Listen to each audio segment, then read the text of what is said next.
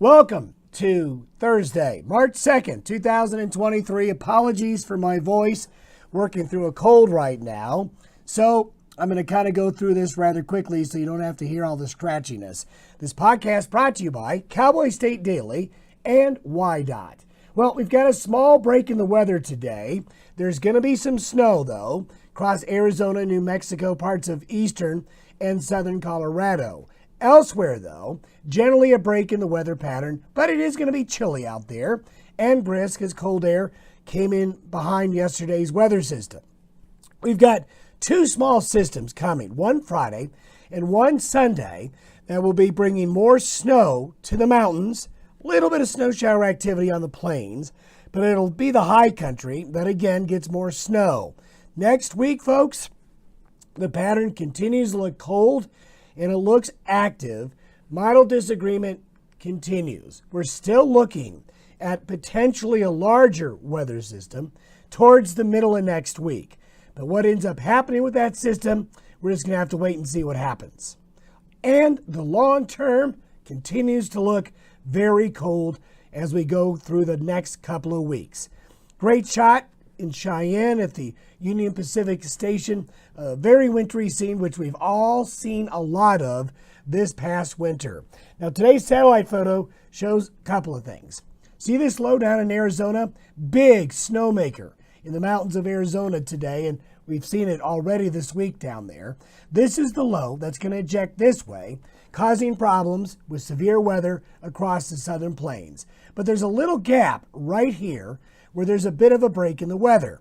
But you can see this area of cloudiness right here with another area front coming in off the Gulf of Alaska and Western Canada, southeast and into the region. There you can see the low here, and as it heads east, there's a severe weather outbreak that'll be happening later today. Then, as we get into Friday, a more zonal westerly flow. But this little guy will produce mountain snow, and you can see there's going to be some snow shower activity developing on the plains with this system as it moves through with more snow in the mountains. So this is the snowfall forecast through Saturday afternoon. Then Sunday, we have a little low ejecting out of the main low here off the Pacific Northwest coast. So what'll happen again is we'll see this system produce another round of snow up into the high country, but also we're going to see another swath of snow here along Interstate 90 across portions of northeastern Wyoming, the Dakotas, parts of Montana.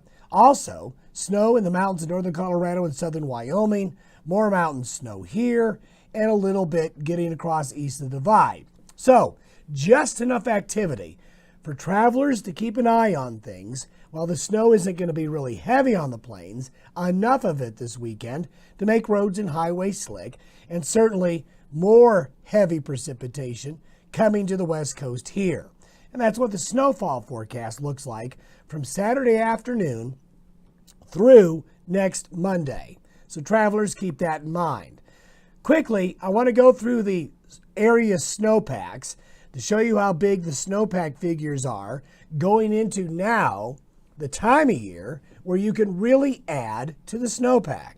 So you can see the snowpack, all the blue and green means above average snowpack. Wyoming, snowpack doing tremendous. Colorado, with the exception of the Arkansas, doing tremendous. Utah, the entire state just buried in a very big snowpack. I mean, you've got snowpack numbers here in early March that are over 200% of normal. Now, 200% of normal in December or January is one thing, but when it's that high in March, that's a lot of snow. Look at Arizona. Crazy amounts of mountain snow in Arizona so far this season, and they're going to add to those totals today. And then you can look at the Sierra Nevada, and you can look at the drainages in the Great Basin. Just amazing amounts of snow. Now, I want to talk a little bit about next week. This is why we have some concern about the middle of next week. Still have a lot of disagreements in the modeling. This is the European model for next Thursday. Low towards the four corners. The GFS, or the American model, delays the low, holds it off the west coast, but nonetheless is showing a larger trough approaching. The Canadian model isn't very excited. It's colder, it's a little snowy, it's quite cold actually, but it's not a big storm system. So we'll see what pans out, but trouble could be brewing for a larger storm system in the west towards the middle of next week that we need to keep an eye on.